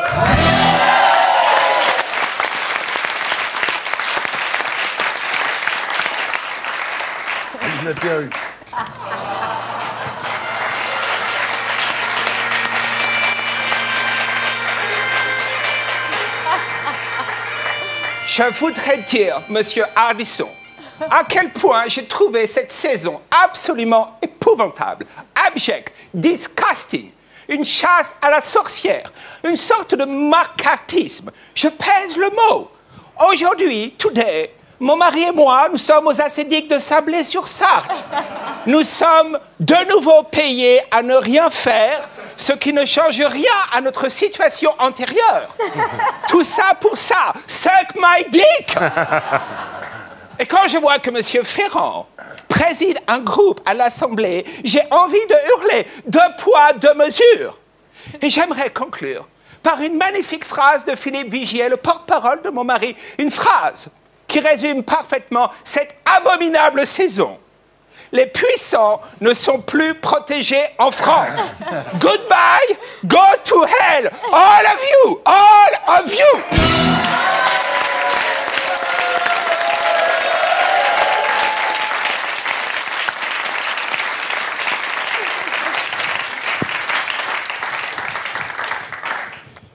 Personnellement, le renouvellement de la classe politique m'inquiète. Si demain, on supprime les voyous, les dingues et les obsédés, comment voulez-vous que les humoristes travaillent? Nadine Morano, c'est conne. Si elle disparaît, je perds 1 heure de mon spectacle. Christine Boutin, même chose. Boutin, qui s'énerve sur Twitter le dimanche matin parce qu'on a remplacé le jour du Seigneur par l'investiture de Macron, alors qu'elle a passé la nuit à se taper son cousin, rien que ça fait un sketch. Heureusement qu'elle a plus 20 ans, Boutin. Si elle a couché, elle ferait des frères au Bogdanov. En politique, on a besoin de stars. Qu'un garçon comme Cambadélis sorte de Jean-Claude Van Damme du PS, finisse tout seul sur une palette devant 3 personnes, m'attriste. Pour nous aussi, ça sent le sapin.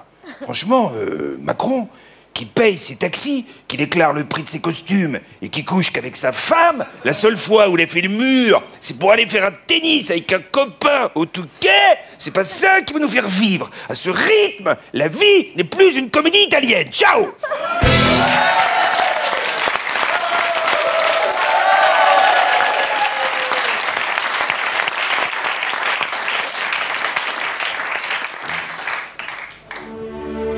Bonsoir. Que dire d'une saison où les principales vedettes, les têtes d'affiche de la politique nous ont définitivement quittés? Droite démembrée, gauche moribonde et la mort du Parti socialiste, ce grand cadavre à la renverse. Créé par Jean Jaurès en 1905 et enterré un siècle plus tard par un homme surnommé Babar, Flamby ou encore Fraise des Bois. Sorte de ravi de la crèche qui osa, au soir de son départ, clamer haut et fort qu'il laissait un pays en bien meilleur état que celui qu'il avait trouvé. Adieu donc à tous ces vieux barons de la politique, derniers mohicans d'un système désormais exsangue. Dès lors, comment ne pas penser à la chanson d'Alain Souchon, quand je serai KO, descendu des plateaux de phono, poussé en bas par des plus beaux, des plus forts que moi, des Emmanuel Macron, est-ce que tu m'aimeras encore dans cette petite mort? Bonsoir.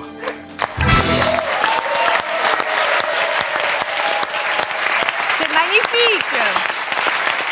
Bravo, c'est lindo. Très bien. Bah voilà, voilà. Là, c'est terminé. Il y a un moment, faut arrêter, faut arrêter. Donc, on vire l'ancien système et on essaie le petit Macron, voilà. Il est beau, il est neuf, et il a des idées, on essaye, voilà. Et les réflexions sur sa femme, ça me débecte, voilà. T'indigne. Et même, c'est lamentable,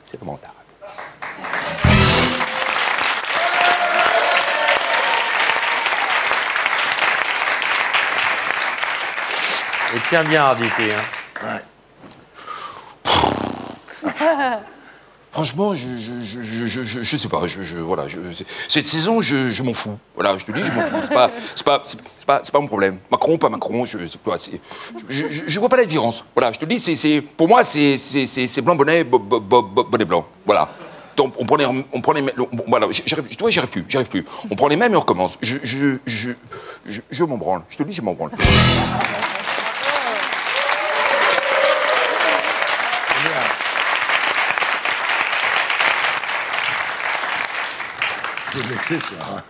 Ouais, là, je suis très Patrick Sébastien. T'es à côté de blé, là. Des accessoires. Écoute-moi bien, mon petit gars. Je vais te dire une chose.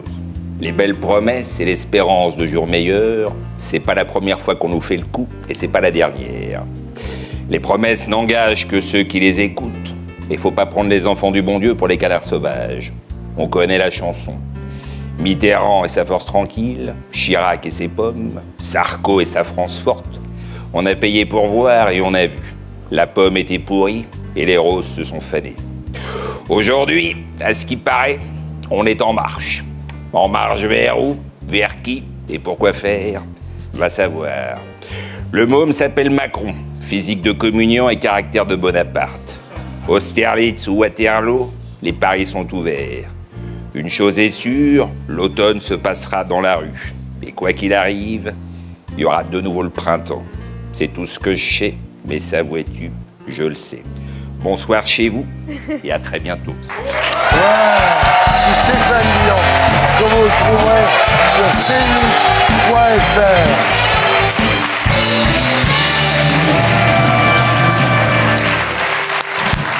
Et maintenant, on passe à notre terrien du samedi soir.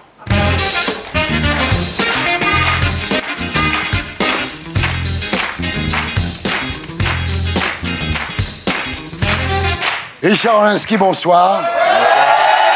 Vous êtes aujourd'hui l'artiste français le plus vendu dans le monde. Pourtant, vous venez d'un milieu aux antipodes de l'art contemporain, celui des affaires, du business. Vous avez fait fortune dans l'immobilier, mais cette vie-là avait fini par vous lasser. Et cette histoire, vous la racontez dans un livre intitulé « Pourquoi j'ai cassé les codes », publié chez Michel Lafon.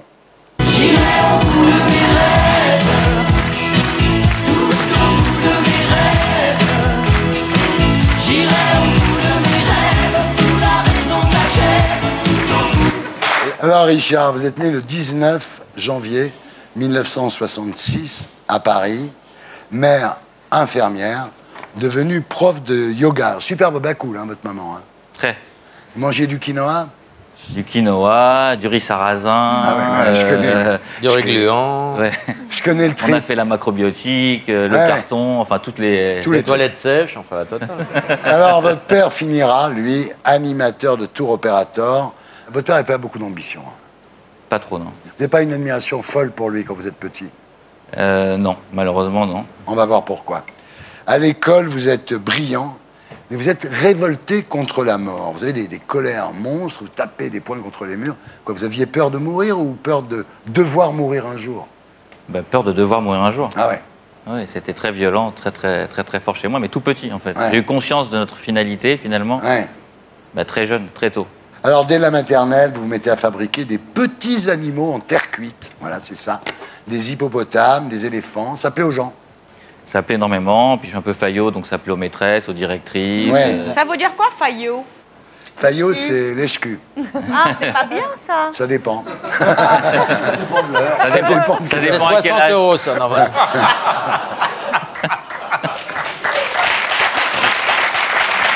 Alors, en fait, vous arrêtez de faire ces petits animaux en terre cuite. Pourquoi? Parce que ça vous rendait un peu ridicule auprès des filles? Bah, c'est pas très rock'n'roll, quoi. Il y a un moment, à la préadolescence, il y a mieux, quoi. Il y a mieux que de faire des terres cuites ou faire du tricot. Pas, voilà.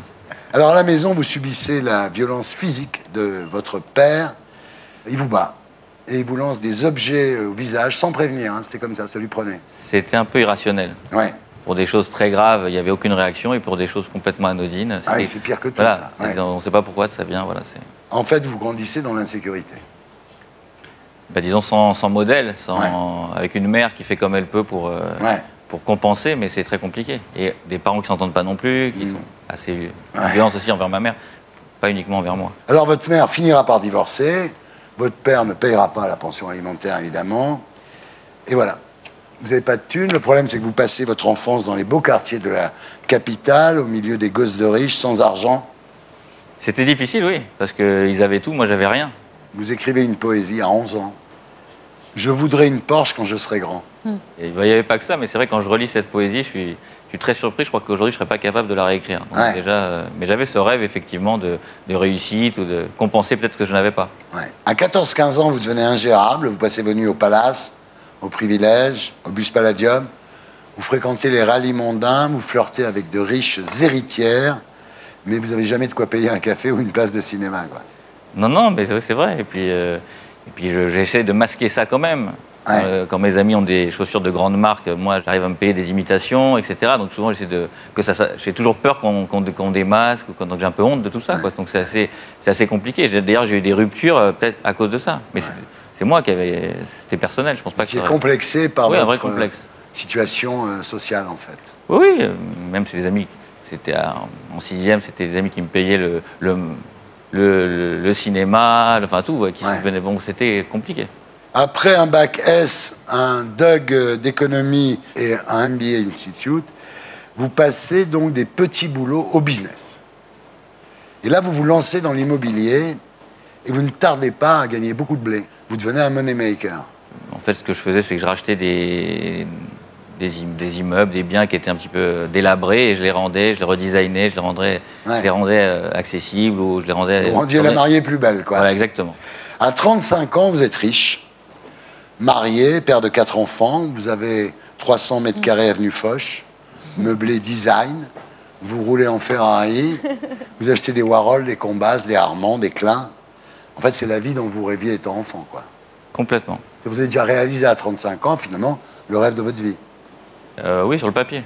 Mais au fond, vous vous sentez cerné par les obligations, vous êtes assailli, toujours, par vos angoisses de mort. Et chaque fois que vous le pouvez, vous vous adonnez à la peinture, à la sculpture. En fait, vous auriez voulu être un artiste. Vous vous en rendez compte à ce moment-là. J'aurais voulu être un artiste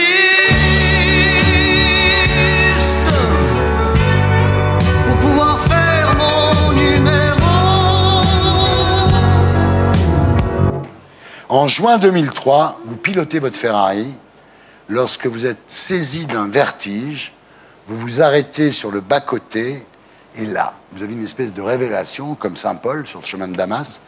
Il vous apparaît impensable de continuer comme ça plus longtemps. J'étais au bord du burn-out, j'étais très mal à l'aise et finalement, personne ne pouvait le comprendre parce qu'effectivement, avec cette... réussite. Oui, cette réussite, en fait, cette image en tout cas, presque parfaite, enfin voilà. Et moi, finalement, je suis très malheureux. Je suis très malheureux. Cliché du bonheur, mais qui ne vous satisfait pas en fait. Je suis très malheureux. Là, vous repensez aux figurines en terre cuite que vous modeliez étant enfant, et une image s'impose, le crocodile.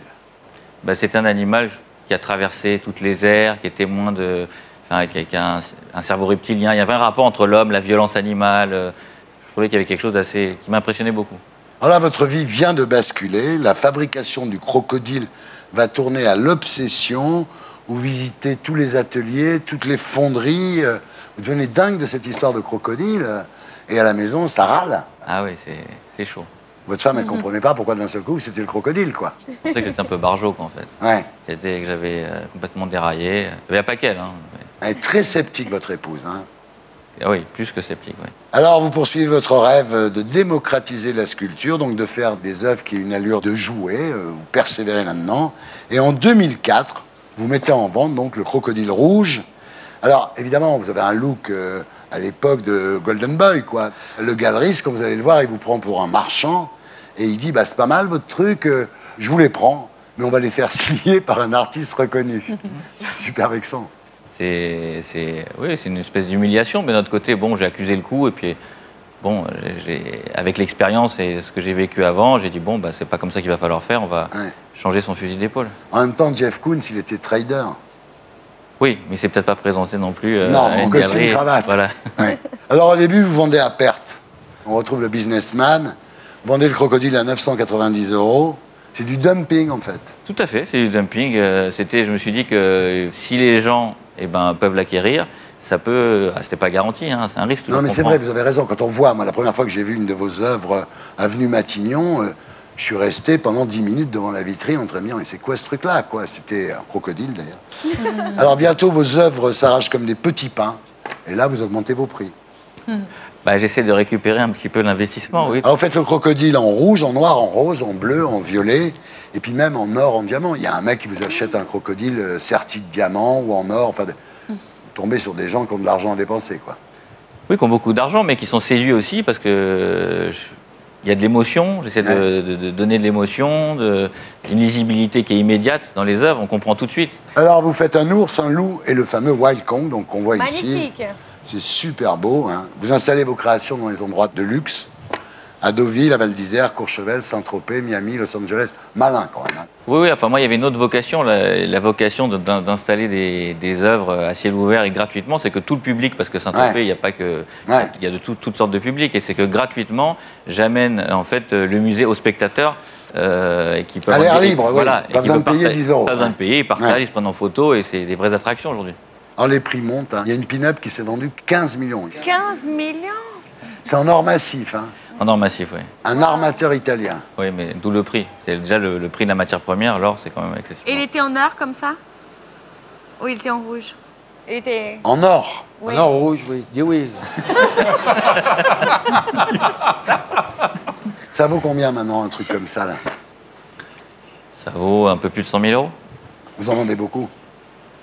J'en vends beaucoup, mais après, je cherche aussi à faire des sculptures qui ont des prix aussi bas, qui sont accessibles, puisque je fais des sculptures aussi pour... je fais une collaboration avec un parc d'attractions, une célèbre souris, et on a une œuvre qui se vend à 45 €.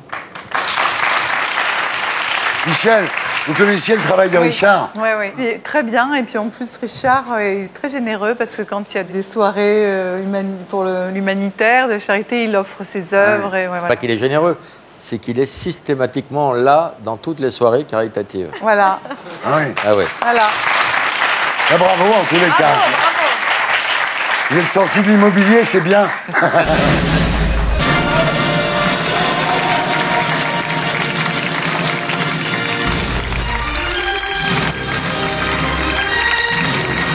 Voilà, c'était Salut les Terriens, votre talk du samedi, avec Michel, Océane Rose, Élodie, Florent, Moon, Gisèle, Richard, Laurent.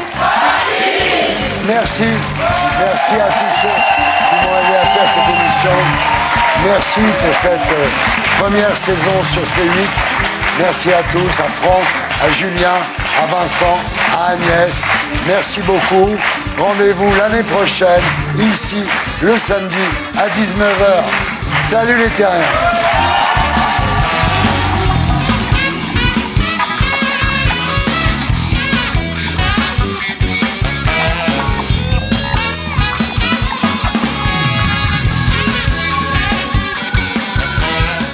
Et pour être sûr de ne rien rater de Inarditube, abonnez-vous et mettez un pouce bleu.